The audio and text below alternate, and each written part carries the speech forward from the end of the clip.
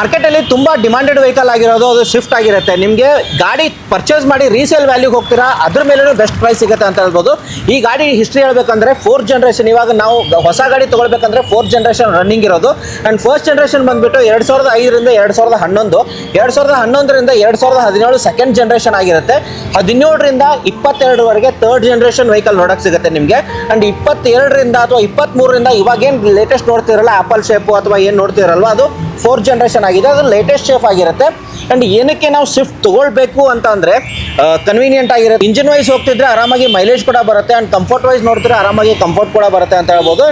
ಈ ಗಾಡಿ ನಿಮಗೆ ತೊಗೊಂಡು ಬಂದಿರೋದು ಸೆಕೆಂಡ್ ಜನರೇಷನ್ ವೆಹಿಕಲ್ ಆಗಿರುತ್ತೆ. 2016 ಮಾಡಲು, ಸೆಕೆಂಡ್ ಓನರು, VXI ಆಪ್ಷನಲ್ ಆಗಿರುತ್ತೆ. ಆಪ್ಷನಲ್ ಅಂತ ಅಂದರೆ ನಿಮಗೆ 2 ಏರ್ ಬ್ಯಾಗ್ ಅಡಿಷನಲ್ ಬರುತ್ತೆ. ಅದ್ರ ಜೊತೆ ಕಂಪ್ನಿಯಿಂದನೇ ಅಲೈಸ್ ಕೂಡ ಬಂದಿರುತ್ತೆ.